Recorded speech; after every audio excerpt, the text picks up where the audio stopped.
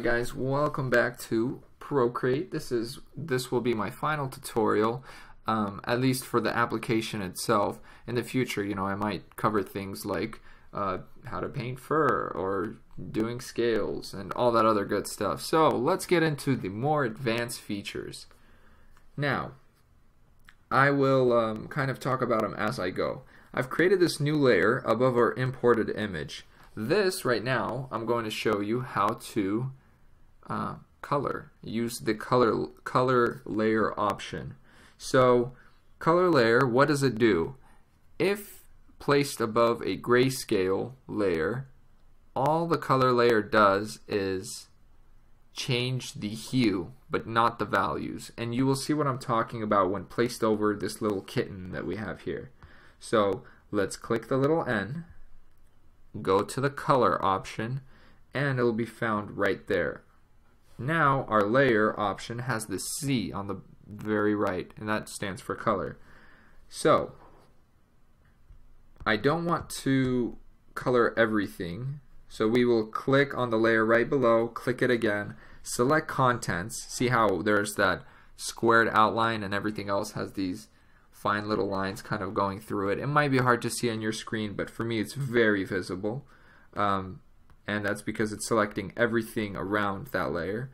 Now we'll click on the layer above. So even though the contents of the layer below are selected, because I'm on a separate layer, it will still draw only within it. So say I want a brown cat, right? So we select the brown color. See, it didn't change the little circle for some reason. So again, let's select the brown color. Alright, now it did. Grab a brush and go in with the brown color. Because white is, basically valueless, even though on the brush or the layer preview, oh, whoops, that's like text message. It's my brother texting me. Apologies. But yeah, just because, see, look, I'm painting into the entire layer, and you can see in the little preview option that it's just a box. But when you look at the layer itself, the only thing, like when you look at the image itself, the only thing that's the brown is visible are in areas that has color or has value.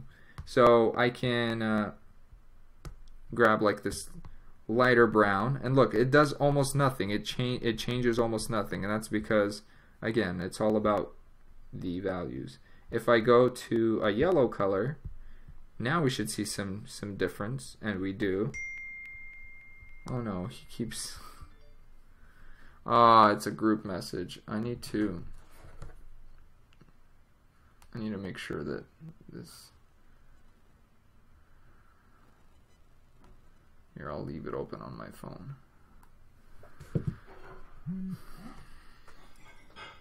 So that we don't see it anymore. Alright, now we have yellow. Let's scroll over to, let's give them purple wings, right? So, again, color. This could save you a lot of time. If done correctly, it's often easier to paint in grayscale to make sure that your painting has enough depth. That the eyes aren't too dark and the rest of the painting is way too light, or vice versa. If I want to give them light green eyes, they're not going to be really light green because the eye color themselves is fairly dark, but they will be green compared to everything else. He looks kind of creepy, but you know what, that's okay. And so this is like a money green. So cool, right?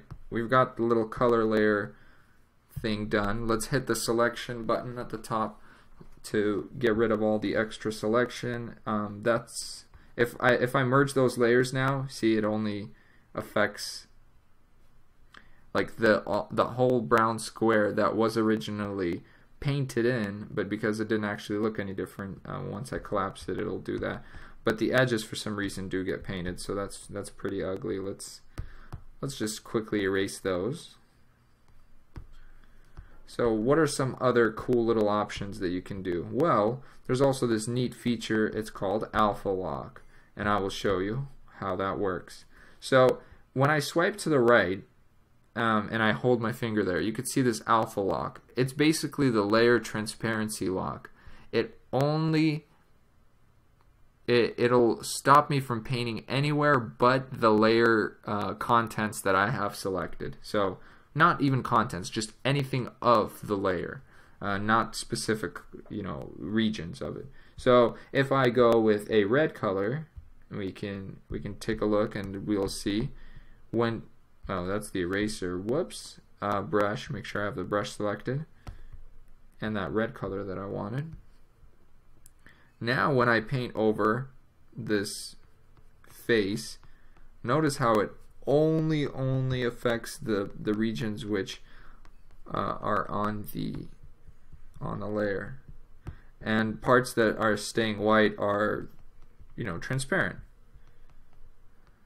Let's turn the opacity up. Even the clouds get changed, and you can change color like this if you want, but the alpha tool is really good to use when you're basically working inside of an object and you don't want the edges to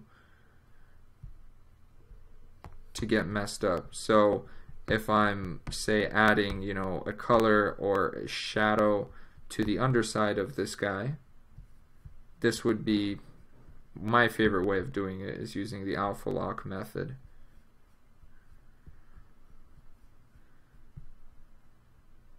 And then I'll go along and kind of keep increasing the color brightness, and I will use color drop to grab the colors in between, keep the opacity a little bit lower, go up, grab that same color. That's how I do gradients, is I drop a little bit of color and then working my way through that. There you go. So now we've got this kind of really strange. I don't even know what's going on with this painting, guys, but I'm just using it as a way to kind of explain to you how the app works. So eyeballs, right? Now, one final thing that I wanted to talk about and kind of show is the selection tool. It's very vital to being able, to set yourself up for having like the best painting you could, or just avoiding making a lot of changes in the future. So say say that's our whatever smiley face, and then we'll give him like a shocked mouth. He's like, oh, I can't believe it.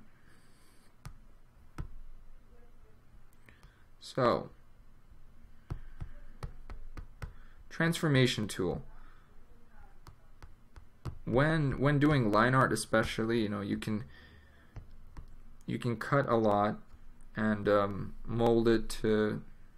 Oh yeah, you can also click and hold to kind of draw out your selection instead of like clicking it, as I've shown you guys before. So yeah, there's multiple ways of doing it. So the selection's important. You can let's select it again. You can cut things out, change their size, and you basically have to redraw just very minimal things in order to fix what was originally changed. So instead of having to redraw the entire wing, all I have to do is go in and fix just the edge, right? So I can grab colors that are local to whatever piece of the cat that I'm working on, and kind of blend the wing back into it. So yeah, basically that's one way of using the selection tool. You can also change up orientation of stuff. So this guy is going to be thinking about our little cat. Alright, that is going to conclude our final tutorial. These are pretty much all the tools that I use for making the paintings the way I do. And I hope you guys learned something.